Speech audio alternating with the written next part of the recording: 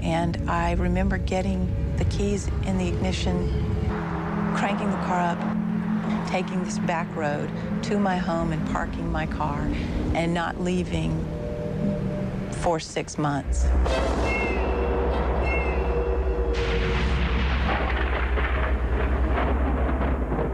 I stayed in my house and literally cried every day. I didn't know what this was. I didn't know how to define this. You feel so isolated, so alone, so scared, so, you know, I just kept talking to God saying, help me. You know, I don't know where to go. I don't know what to do. You're so very involved with the fear that might hit you at any time. You feel like you're in an open field and there's a tornado coming at you, you know? I mean, that's basically the way you feel. And you're just consumed by it.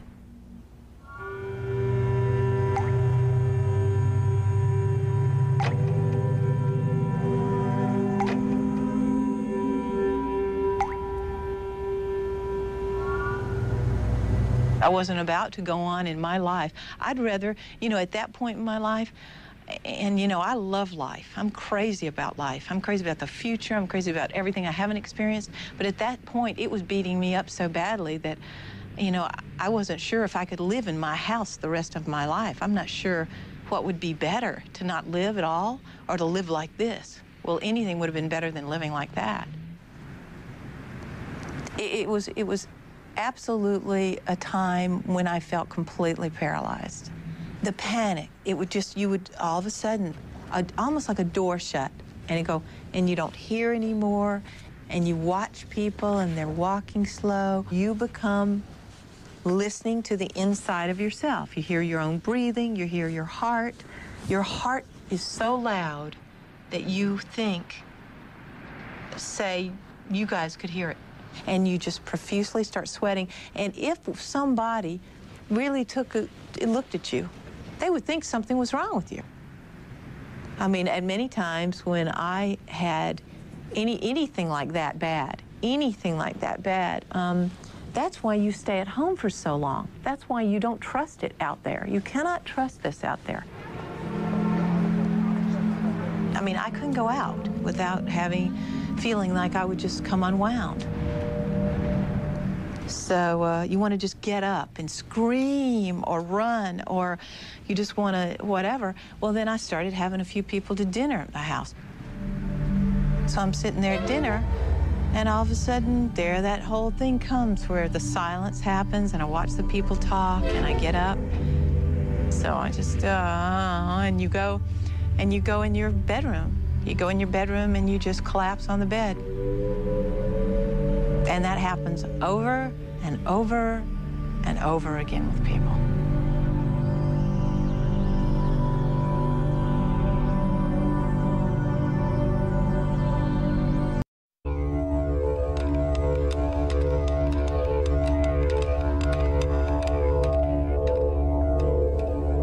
We think millennia ago, when our ancestors lived in caves and had these kinds of challenges almost daily, that those who had this kind of reaction, this fear reaction, this panic, this surge of adrenaline that runs through your body, tended to survive. They were able to escape the saber-toothed tiger or the marauding tribe, or they were able to fight more effectively. And they passed their genes on down to us. And sometimes these days it's a curse. The speculation here is that to defend oneself against a threat, whether one is attacking the threat, fighting the threat, or fleeing the threat, requires the body to be mobilized, for heart rate to increase, for the muscles to tense, and so forth. And some people have suggested that panic attack is in fact this evolved reaction that just happens to be occurring at the wrong time, in fact. Probably the one way to describe panic would be if you got up and went to work every day and tried to do your job, came home, tried to live your life. But about 3 times a day, there was a possibility you'd be struck by lightning. It wouldn't kill you, but the lightning would kind of hit you on the back of the neck or on the head and course right through your body and come out your feet. And you never knew during the day when that was going to happen.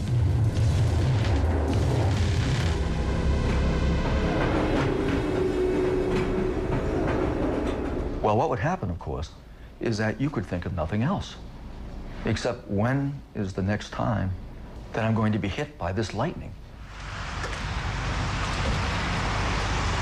I'm from Manhattan originally, grew up part there and part here in Syracuse. Lived quite the normal life up until my first panic attack, which would have been 1981, January 21st.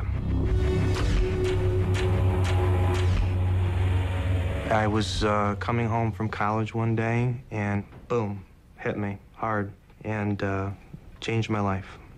It would appear to people that, well, he's got a great business, he's got a nice house, a nice car, and good friends, and I do, and I have a lot to be grateful for, but then there's also the panic in your life. I've never really been able to say, gee, this particular thing causes it. I've just never been able to put my finger on that. Typically, geography plays a role. If you go out of your sphere of comfort, then you're more vulnerable. You're always on edge. You're on edge. You don't know. Is it gonna blow up into a full panic attack where you just can't concentrate? You become afraid to drive your car because you're thinking, man, if I'm out of control of these feelings, what am I doing driving my car? I could get into an accident. I could cause somebody else to meet into an accident. So there's just a lot of stuff that starts racing through your mind, and you become freaked out, you really do. And what ends up happening is, if it's really bad, you need to stop, you need to turn around, you need to go back, and you need to chill out. And then, of course, you become very depressed because you're thinking, damn, why is this happening? It shouldn't be happening. You're inadequate. You can't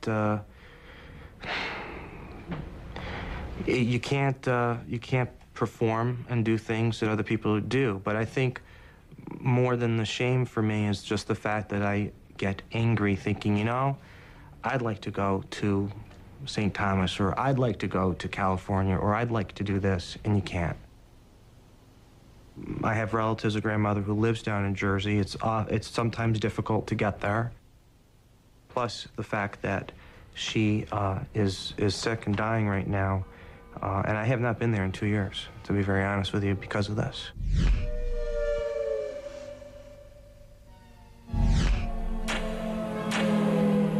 Well, we're going to get in the car, we're going to head down. Typically, people with panic, or more significantly probably me, you tend to hide it, you internalize it.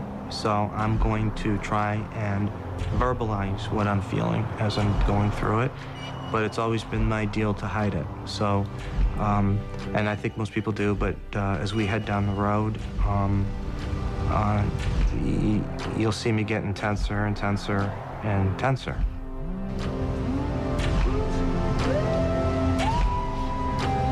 Some people, I guess, would cry or whatever, but that's not going to happen with me. It never has. I don't know, but it's more internal.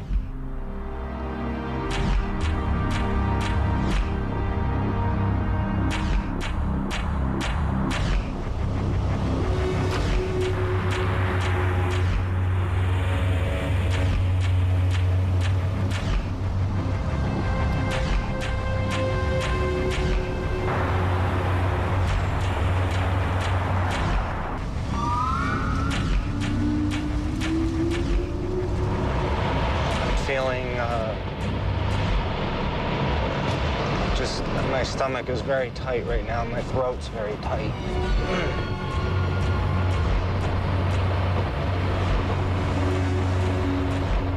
And I'm feeling dizzy, very dizzy right now.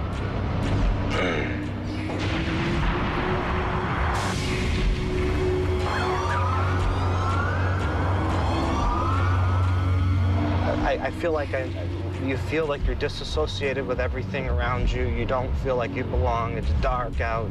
It's misty. I just want to go back to where it's more comfortable, where I don't have these feelings. Right now, my back is tense, my legs are tense, my mouth is dry.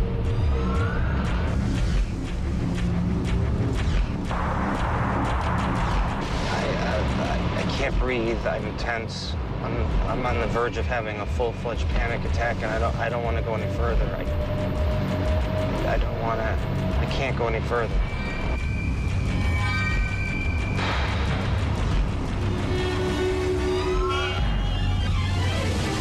Whoa, too fast, too fast.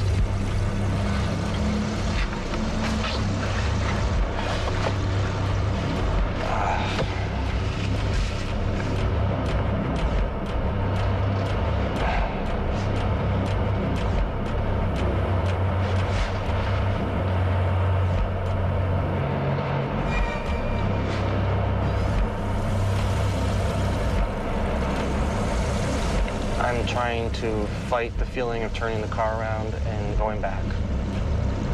I'm just trying to be here and then be okay and continue on.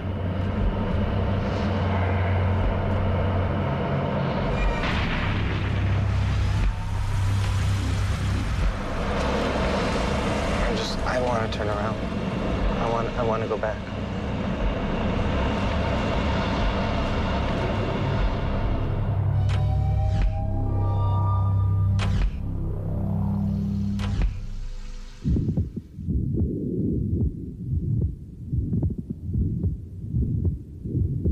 The notion of sort of a safety zone or an area of safety signals to it, or sort of a geographical safety zone, is usually used in reference to the problem of agoraphobia.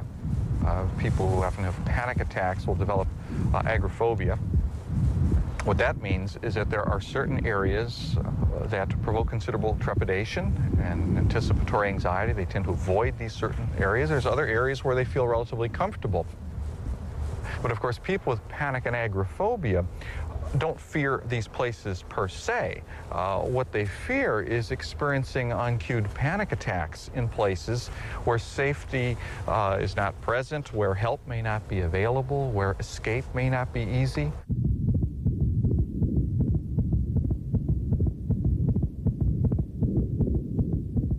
This is a patient with panic disorder. What we've been looking at recently is looking at this brain area here, the temporal lobe, but specifically the hippocampus. And this area is some of the data that we're analyzing now. We're showing some changes in the structure of this part of the brain. Yeah, the hippocampal finding is interesting in relation to, the studies that suggest the hippocampus is involved in fear conditioning. Mm-hmm. Yeah. So maybe some of those agoraphobic symptoms in panic may be related to this finding. One concept that I think most researchers agree upon is that there are many forms of panic disorder. It is likely that there are many types of panic disorder with different causes. Another area of agreement is the brain circuitry that probably mediates the symptoms of panic disorder. What we think is happening when somebody is experiencing a panic attack is that the emotional circuits, which in a sense are neurons and neurochemicals connected together, that the emotional circuits of the brain that mediate anxiety and alarm are turning on. There's been a lot of research now to utilize the techniques of brain imaging to see what changes in the brain are actually occurring when an individual is experiencing panic attacks. Now, the pathology or the pathophysiology, as we say, of panic disorder is both changes in brain structure and function. And we've been able to pinpoint changes in brain structure and function in panic disorder using different imaging devices. And the hippocampus is important because it's not only involved in memory, but also we feel is involved in emotion and forms this circuitry of areas that mediate emotion. We can use other kinds of imaging devices and show changes in brain function and also in changes in binding of different types of drugs. And the body has to be able to cope with fear or extreme stress in a way that will promote survival. And one of the methods by which it does this is by releasing natural Valiums in the brain, just as natural opiates are released in the brain during extreme stress. And this probably helps regulate the fear response. And I was the one that was in my family that always had a a dream about being this exceptional athlete.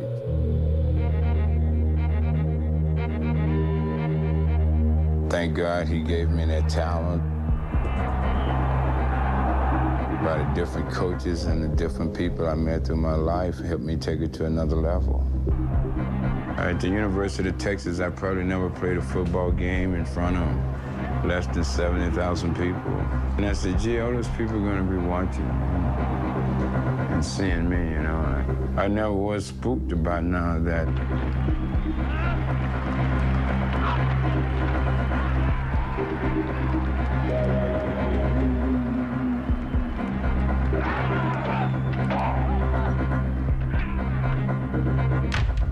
I thought I was supposed to be at a point in my life that after I had done all that football stuff, and I'm supposed to be able to enjoy all this, and all of a sudden, you know, something spoiled that. One day I was on my way back to Houston, and I went through this little town called LaGrange, Texas. I got to this red light, and I went to pull off, and something happened in my chest.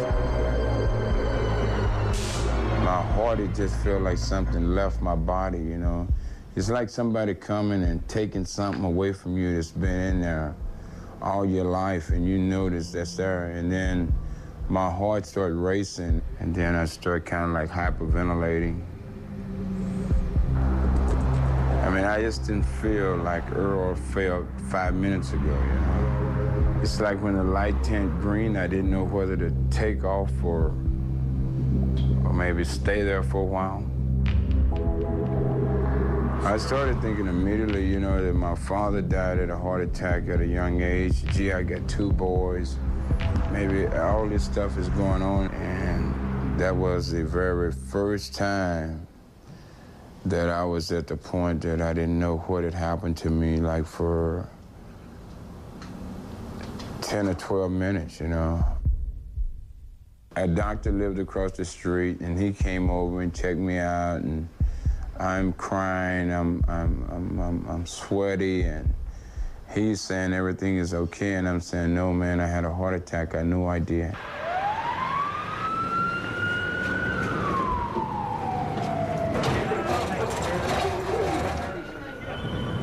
My wife decided to get me an ambulance and take me to the hospital.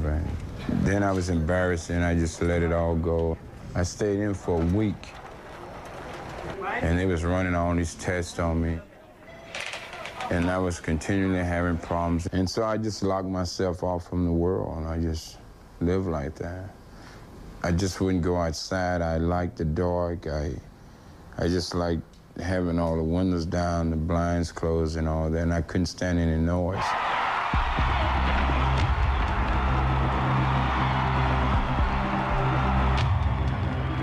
The guy had 36-inch thighs and weighed 236 pounds, was a little bitty rubber thing, you know, that he couldn't control himself. It wasn't no more of this tough stuff. Say like that big game, that Monday night game, and all that speed everybody's seen going down there, that guy number 34. And you see that number 34 runs down the field and everybody's all excited. And that's a little bit like panic, you know. It's just so much is going on and you're scrambling and you're trying to figure out what the hell, you know. And then you just keep going, and then that's when you say, gee, I gotta go to the emergency room, you know? And if you could just get to the emergency room, everything is fine. At first, I stumbled a lot, and I tried to picture, was there ever a day I played football that I felt like this? No. I don't know where that came from.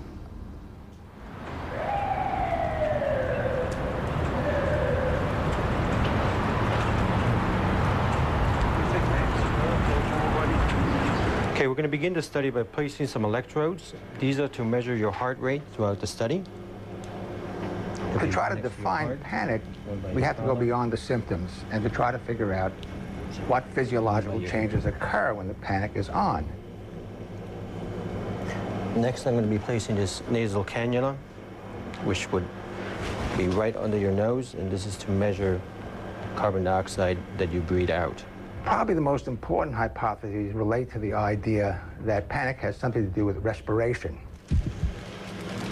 Okay, this plastic will create a seal on the canopy. It has something to do with breathing, control mechanisms being out of whack, they're not working properly. Okay, this will be a little bit tight around your neck, and maybe just slightly. We'll be able to breathe it. Yes. I think what the panic is a reaction to the body's misperception that it's suffocating. Now that's open to experiment. People can actually study what occurs during acute suffocation. The best way of doing it is with a substance that is naturally produced, which is carbon dioxide in the system. So what we're trying to do is we are trying to vary the amount of carbon dioxide in the air that they are breathing in. So we're adding 5%, 7% carbon dioxide to the air. And in many situations, that's enough to produce an anxiety episode in these patients. How long am I going to be in here for? You'll be there approximately 45 to an hour. I'll be able to breathe the whole time? Yes. Under normal circumstances, the only time your carbon dioxide levels will be rising is when you're not breathing right and when you're essentially suffocating, which then clued us on to the possibility of a suffocation alarm mechanism. Therefore, what we expect the carbon dioxide challenge to do is it sort of mimics what we think is going on inside the person. And we think the person is hypersensitive to their own carbon dioxide.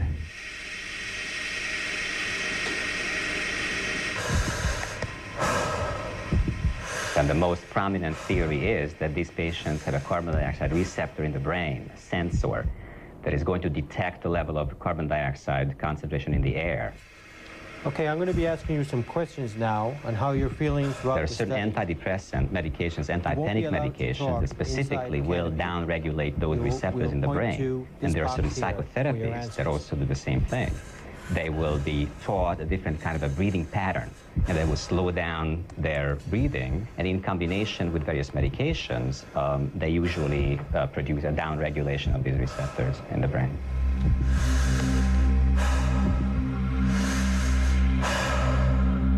There are studies going on today, right now, that are designed to test whether a purely drug-based approach or a purely cognitive behavioral-based approach do as well as one another, and whether combining them actually confers any additional benefit. Right now, the data don't necessarily support the notion that both approaches are necessary, although some people believe that's the case. But this, again, is an area of cutting-edge research.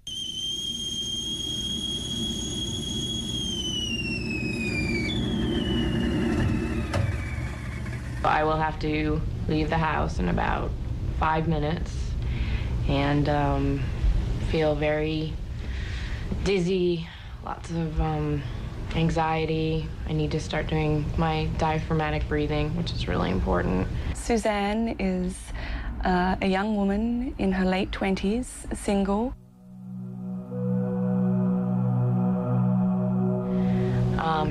Tend to hyperventilate when I get nervous and just start breathing in the chest, which leads to all the symptoms of panic. So she's living alone for the first time.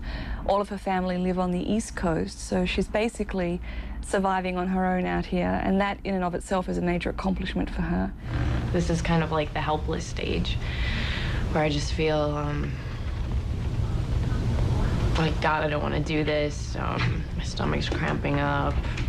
I'm gonna, something bad is gonna happen. It's one thing to be with Michelle, but let's translate this to real life. All the negative thoughts start going through my head.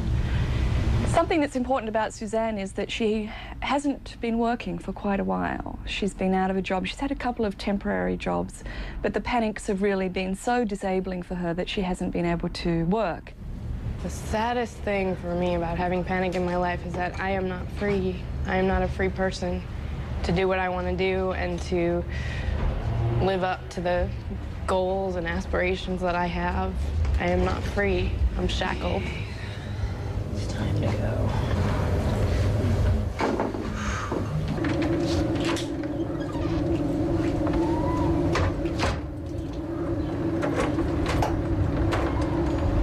In terms of Suzanne's treatment, we've spent time teaching her about the basics of what panic attacks are, teaching her ways to slow down her breathing and to change the way she thinks so that she doesn't jump to the conclusion that she's about to die or go crazy.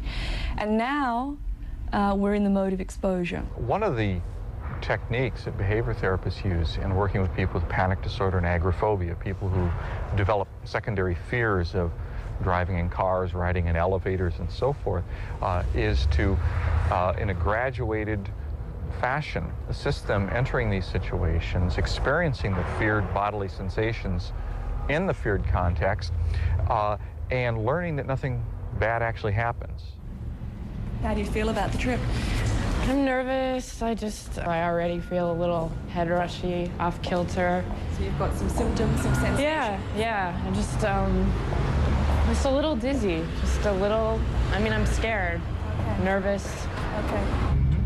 So my therapist, Michelle, has now turned off the air conditioner. It's about 105 in the valley today because I have this fear of suffocating and then passing out. That's how I always feel when it gets really hot. But the goal is to learn that feeling hot does not mean passing out. Okay. That you can feel hot and short of breath, but that does not mean that you're going to pass out. It doesn't mean that you're about to die.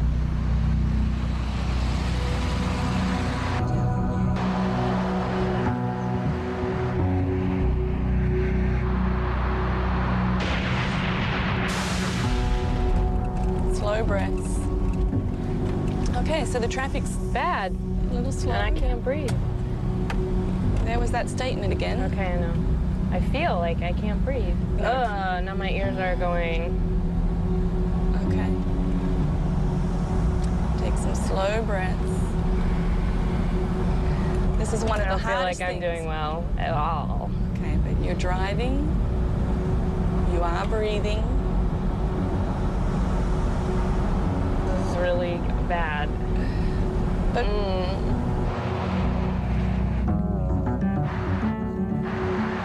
I feel like I'm gonna lose it. Take some slow breaths. That's a good. Like, oh God, full-blown panic. Are you in panic? I'm so dizzy. Okay. Let yourself feel the feelings. This is the best time to really learn that it's just feelings. My head feels like it's just gonna implode. Okay. Take some slow breaths.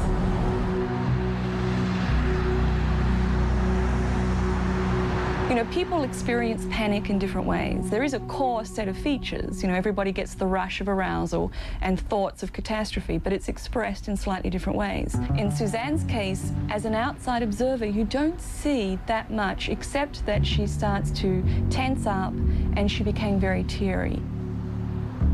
It's so hard to describe it, but basically it's just pure terror. It's just,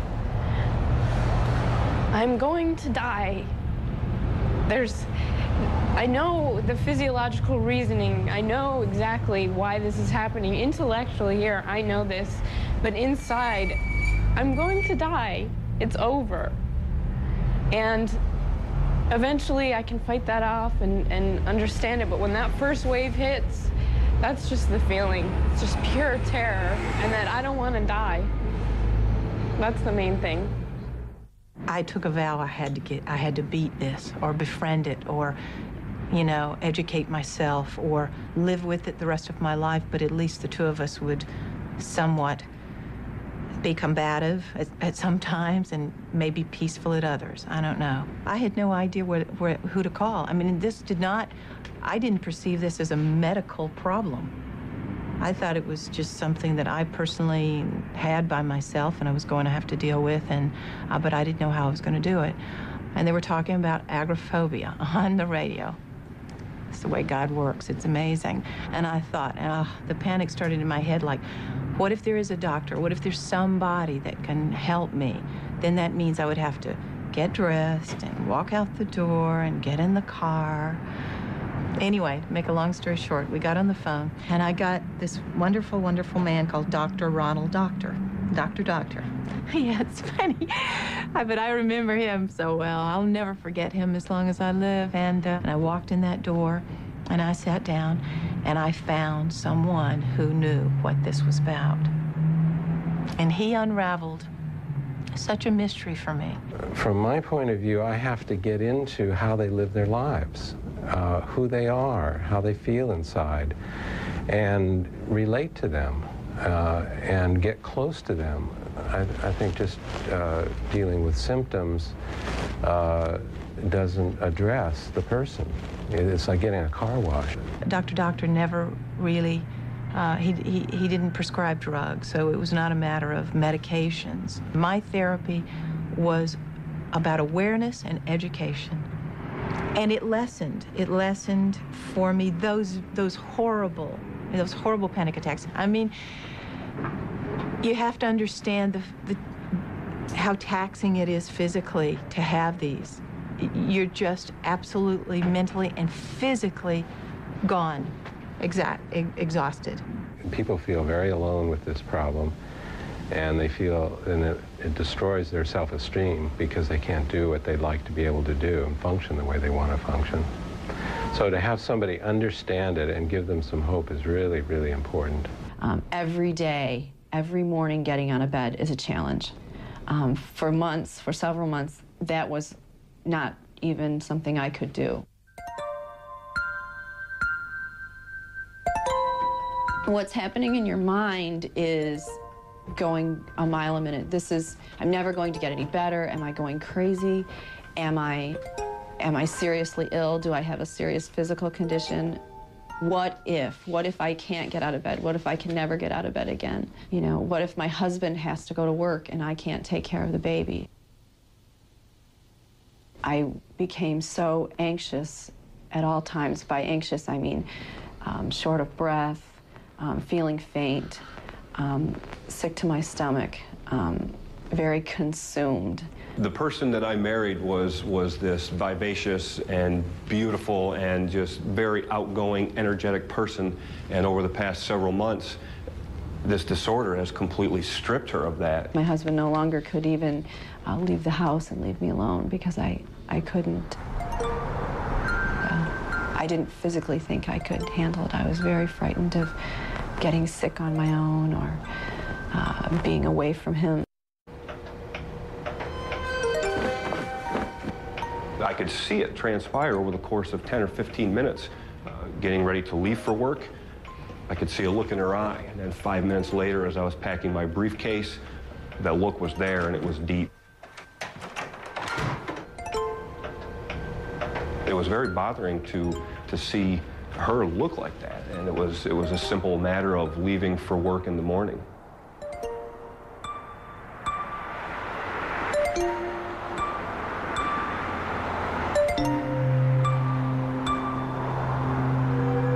There was a lot of frustration involved with that on my part, frustrated at becoming angry, frustrated at not being able to help her. There was nothing I could do. There's a lot of different ideas as to what may have caused the anxiety, but my life basically stopped. It consumed us. It absolutely consumed us from the time we woke up in the morning till the time we went to sleep, and then sometimes in the middle of the night also.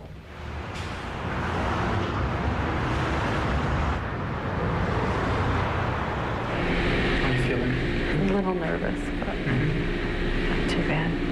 Any physical sensations you're feeling right now? My stomach's a little knotty, but other than that, a little shaky, you know, like normal, but not too bad. I came because I was at the end of my rope. I came to this clinic to get my life back.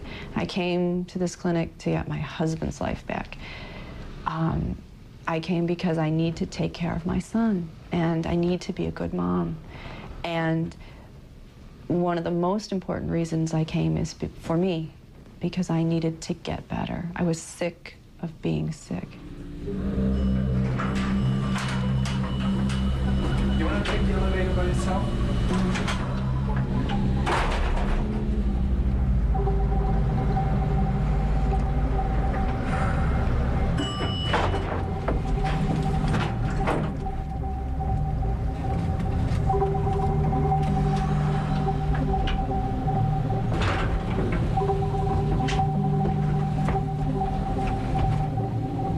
exposure therapy, which tries to bring out the worst of the panic attacks. In my situation, what would cause a panic attack was being away from my husband or being in a situation that I'm unfamiliar with. A subway ride. Being in that situation, it was dark at times, or it was underground and you knew that, and just the culmination of all the people in one area and you couldn't get out, there was no way to get out, that just induced a lot of panic.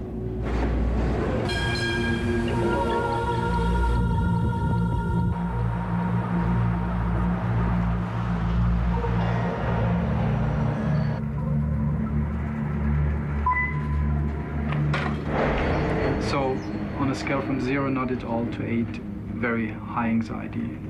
What's your anxiety level now? Right now, it's about 6. About 6. So the longer the elevator doors close, the more it comes up.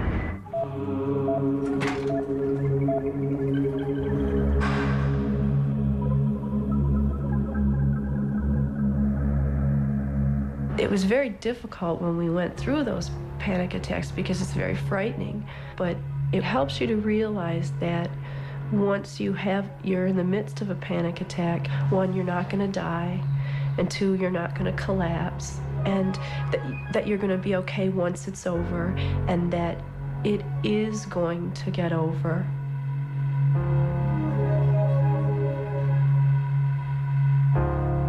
People are experiencing recurrent panic attacks can often become quite demoralized by this, especially when they do not understand what's happening to them and so forth. And thoughts that they would be better off dead sometimes will come to mind.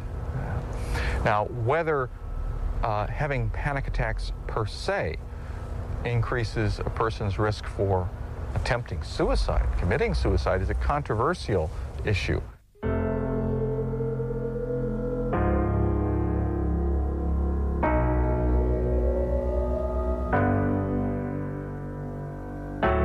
There is a correlation between panic and suicidal ideation. Although it's not quite clear if it's really the panic disorder or the depression that comes with the panic disorder that causes that to happen. Most clinicians think it's when the depression sets in that you see more of the suicidality.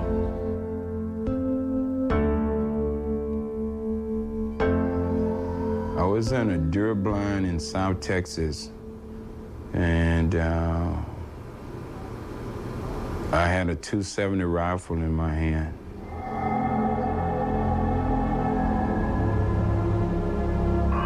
We woke up like at 5:30, 6 o'clock in the morning, and everything was just perfect, you know, to go hunting.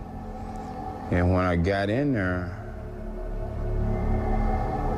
and I found the deer that I wanted, I guess that's when I started thinking about killing myself and how I could position the rifle in my legs and do it. And then I decided no. So when it got to be like 9:30, 10 o'clock, we went back to the house, and it's like we're supposed to be on the ranch for like 3 or 4 days. So I packed my stuff and got the hell out of there. And when I got to the main street, you know, it was one of the happiest moments of my life, and yet I still wanted to do it. And that's a hard thing to sit here and not only admit to yourself, but admit to the world, you know. And they would think that this guy that has it all, I mean, why think like that? But that was because I had something and I was uneducated about what I had.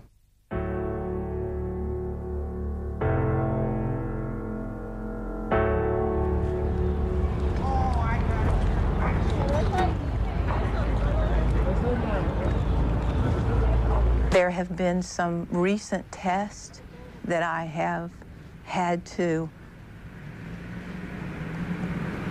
well, they've been huge gifts, to be honest. I mean, just this last year has been a real test for me.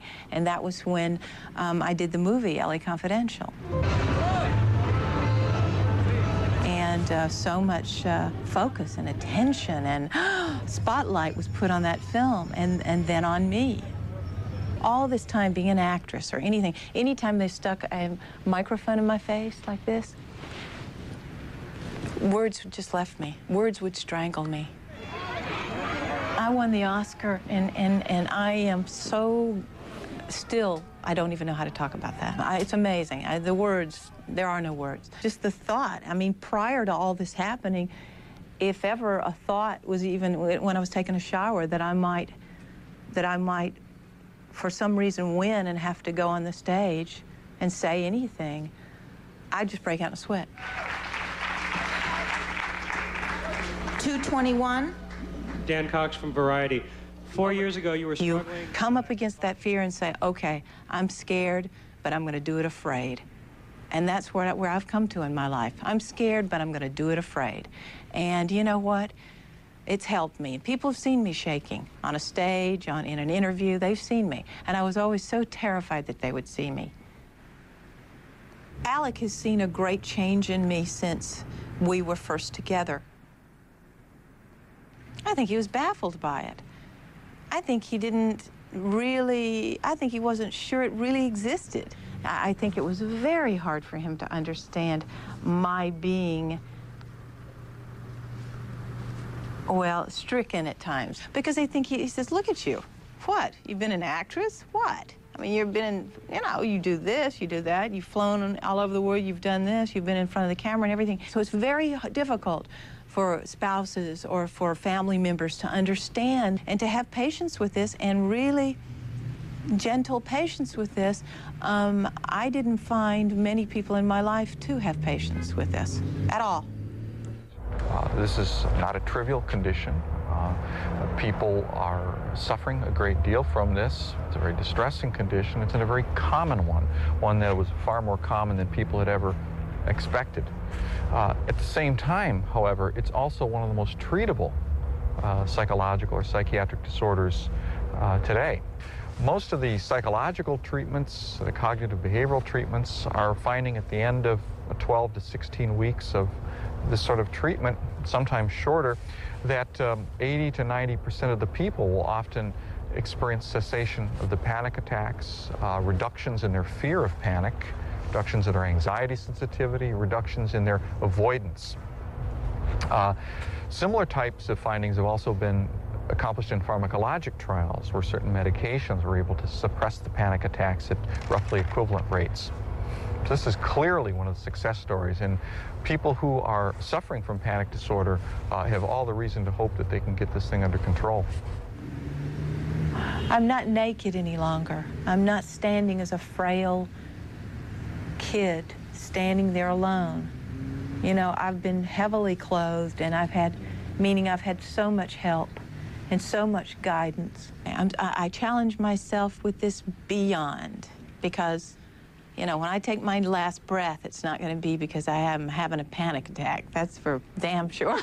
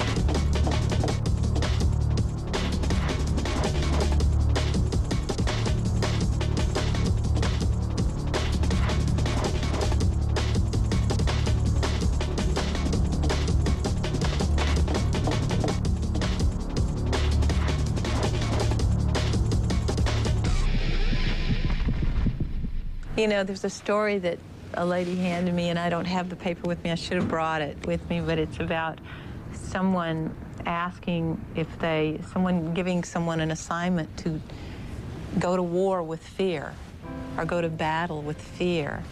And they go, you know, fear, I want to ask you, what can I do to conquer you? What do I do? And fear took a deep breath and said, well, my two strengths are, I get in your face and I speak very loudly. She says, well, how do I conquer you? And fear says, the only way you can conquer me is don't do what I say. And that made so much sense to me. So every time I go out and I take a deep breath and there's any anxiety in me, I say, okay, fear, I hear in my head what you're telling me to do, and I'm not going to do it. That's it.